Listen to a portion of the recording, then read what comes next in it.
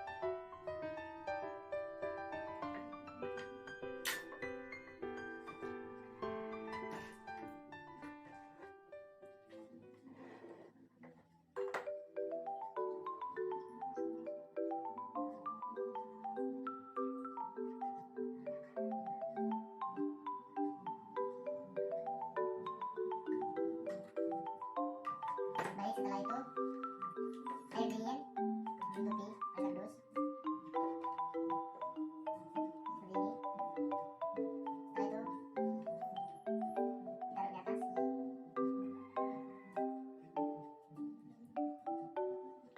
Ditarik secara perlahan biar tidak tumpah.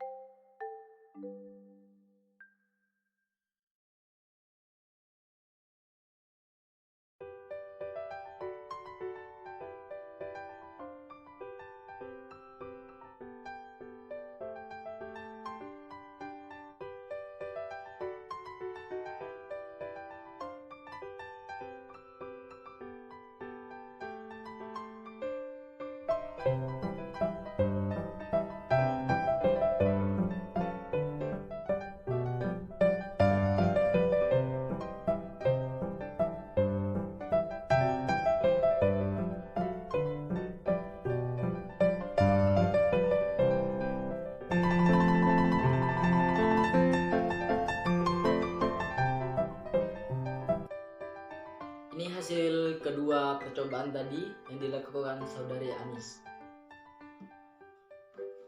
Yang ini percobaan pertama, karena massa air panas lebih sedikit atau lebih kecil dibandingkan massa jenis air dingin. Oleh sebab itu, setiap massa jenis yang lebih kecil cenderung menuju ke atas sehingga menyebabkan air panas dan air dingin tidak tercampur pada percobaan tersebut. Yang kedua,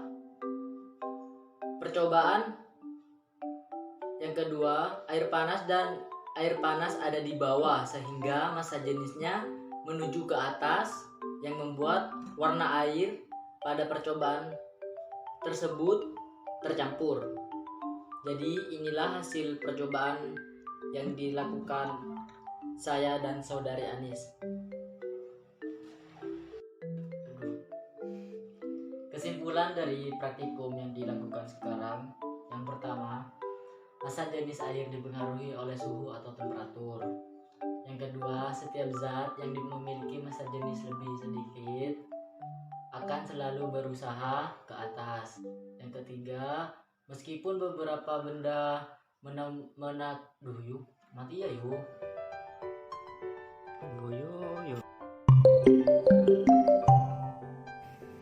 Assalamualaikum warahmatullahi wabarakatuh. Perkenalkan, nama kakak Tania Putri Sekar Arum. Adik-adik sekalian bisa memanggil kakak dengan panggilan Kak Sekar. Pada kesempatan kali ini, kakak akan melakukan praktikum yang berkaitan dengan fungsi lidah pada manusia.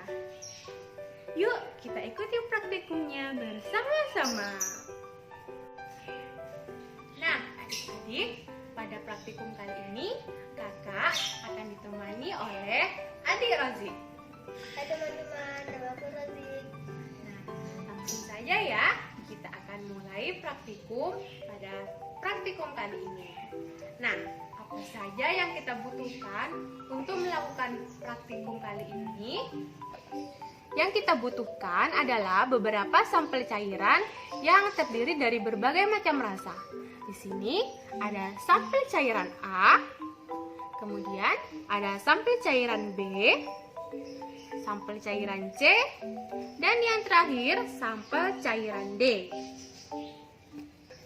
Nah, keempat sampel ini memiliki rasa yang berbeda-beda. Langsung saja kita mulai praktikumnya.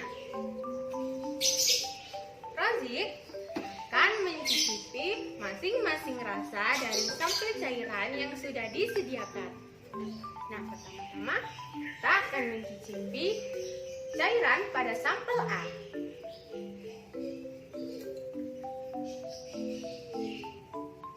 Nah, Rozik, bagaimana rasanya? Asam. Rasanya asam.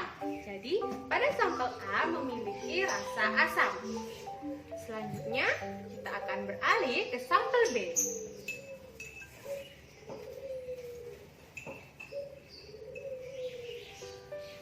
Gimana rasanya? Asin. Nah, pada sampel B memiliki rasa yaitu rasa asin. Selanjutnya, kita akan beralih ke sampel C.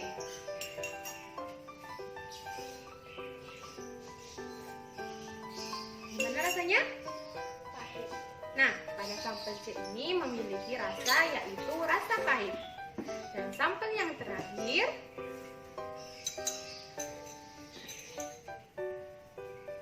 bagaimana Rozik rasanya? Manis. Manis. Sampel yang terakhir memiliki rasa manis. Jadi, dari keempat sampel yang sudah disediakan, terdapat ada 4 rasa, yaitu rasa asam, rasa asin, rasa pahit, dan rasa manis.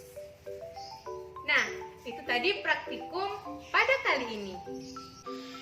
Nah, adik-adik, dari praktikum yang telah kita lakukan, tahukah kamu apa itu fungsi lidah? Ya, benar sekali. Fungsi lidah yaitu untuk merasakan makanan atau minuman yang kita makan. Pada batang lidah terdapat bintil yang di ujungnya terdapat saraf-saraf pengecap. Saraf-saraf pengecap ini berguna untuk merasakan rasa makanan dan minuman yang kita konsumsi. Dalam setiap bintil tersebut memiliki perannya masing-masing untuk peka terhadap rasa tertentu berdasarkan letaknya di dalam lidah. Di antaranya, pada pangkal lidah berfungsi untuk mengecap rasa pahit, tepi lidah sebagai pengecap rasa asin dan rasa asam, serta ujung lidah untuk mengecap rasa manis. Teman-teman, itu tadi hasil dari praktikum dan penjelasan pada kesempatan kali ini. Kesimpulannya adalah lidah pada manusia berperan sebagai indera pengecap yang memiliki fungsi sebagai sensor perasa pada makanan atau minuman yang kita konsumsi. Nah, sekian dulu praktikum dari kakak. Sampai jumpa di praktikum selanjutnya. Terima kasih. Wassalamualaikum warahmatullahi wabarakatuh. Assalamualaikum warahmatullahi wabarakatuh. Nama saya Lailatul Qudsia, NPM 719720176. Di sebelah kiri saya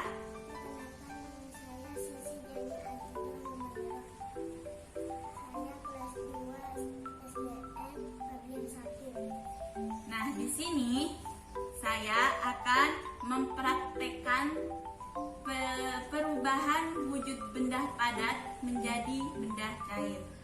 Sebelum saya mempraktekkan, di sini saya akan menjelaskan terlebih dahulu apa itu perubahan wujud benda padat menjadi benda cair. Nah, di sini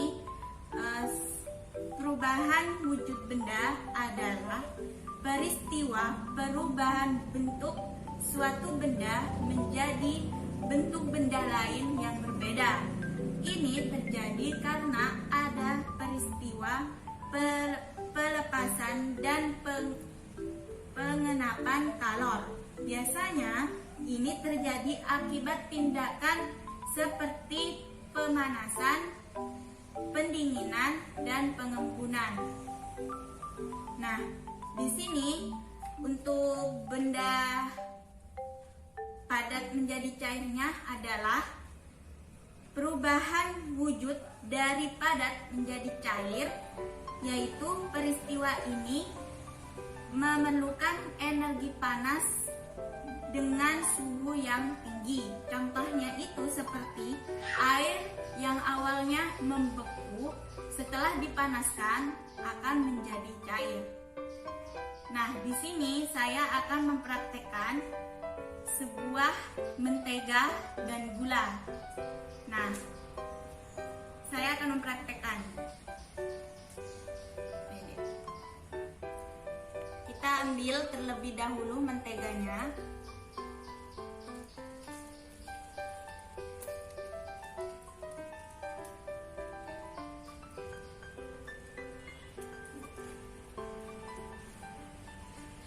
Kemudian kita panaskan di atas lilin. Kita tunggu untuk beberapa menit, apakah nanti akan berubah mencair atau tidak.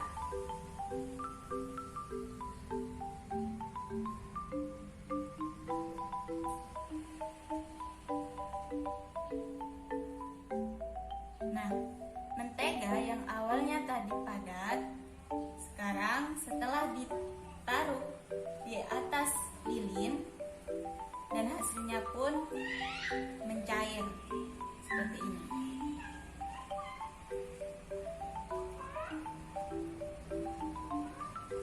Ya. Nah, kita letakkan kembali. Untuk selanjutnya, di sini saya akan mempraktekkan yaitu sebuah gula. Nah, gula ini awalnya padat dan setelah ini saya akan meletakkan di atas sebuah lilin ini.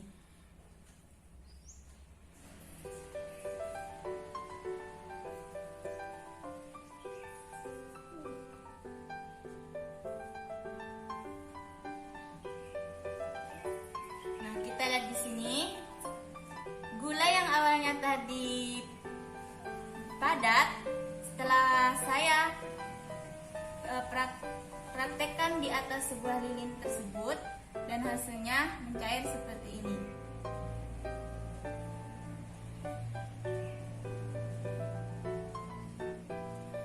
Nah,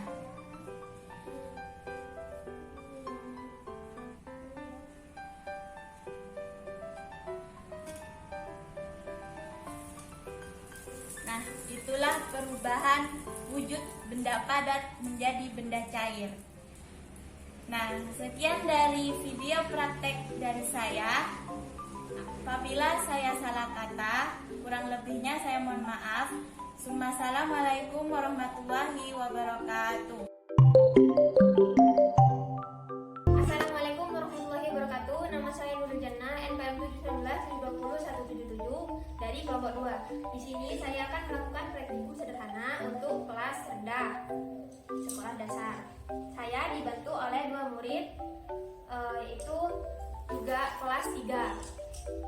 Alat dan bahan yang digunakan yaitu 3 buah pensil, gelas, botol air, mangkuk, balon, dan gelas ukur yang berisikan air. Yang pertama yaitu sifat benda padat. Kita ambil 3 buah pensil yang tadi kita siapkan, lalu kita masukkan ke dalam gelas, botol air minum, dan mangkuk. Nah, kakak sekarang tanya kepada kalian, apakah bentuk pensilnya berubah atau tetap? Tetap, Kak. Nah, dapat disimpulkan bahwa bentuk dan volume pensil tetap tidak berubah-ubah. Yang kedua yaitu sifat benda cair. Kita tuangkan terlebih dahulu air ke dalam gelas, botol, dan mangkuk. Nah, sekarang kakak tanya kepada kalian, apakah bentuk air tersebut berubah? Berubah, Kak, seperti gelas, botol, mangkuk. Nah, dapat disimpulkan bahwa sifat benda cair yaitu bentuknya berubah sesuai tempat yang ditempati dan mengenai volumenya yaitu tetap tidak berubah. Yang ketiga, sifat benda gas. Sekarang ambil satu-satu balon yang tadi kakak udah siapkan, lalu tiup balonnya.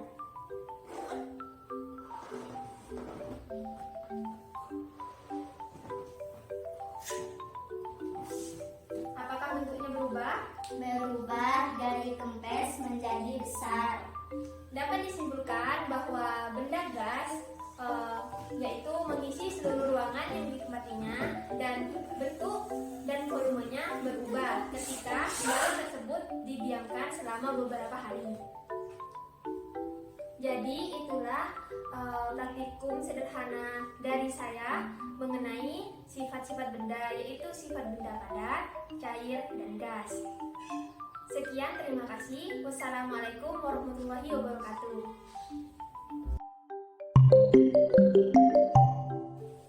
Assalamualaikum warahmatullahi wabarakatuh. Nama saya Redian Sarifin, NPM 1720178. Kali ini kami akan melakukan praktikum sederhana untuk kelas rendah, yaitu kelas 3 yang akan dibantu oleh adik dan alat dan bahan yang digunakan untuk melakukan praktikum ini. Yang pertama, 2 buah kelereng, kayu, 2 buah kertas, dan kerikil kecil. Yang pertama, bentuk benda yang akan dibantu oleh adik Lita. Coba sekarang gelindingkan kayu dan kelereng itu. Manakah yang lebih jauh? Kelereng, Kenapa kelereng lebih jauh? karena kelereng bentuknya lingkaran, sedangkan kayu bentuknya persegi. Benar. Yang pertama itu bentuk benda. Benda yang memiliki bentuk lingkaran akan lebih mudah bergerak daripada benda yang memiliki sudut seperti segitiga maupun persegi.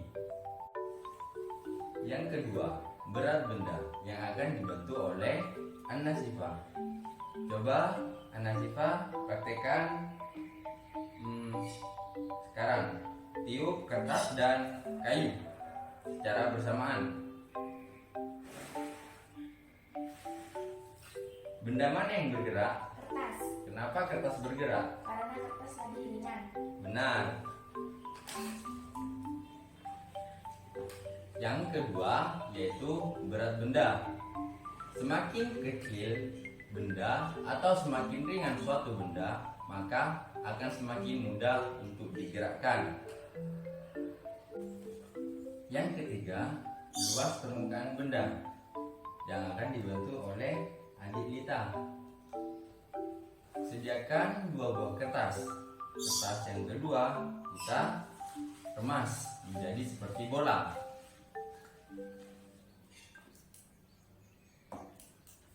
Coba sekarang Lita jatuhkan kertas ini secara bersamaan.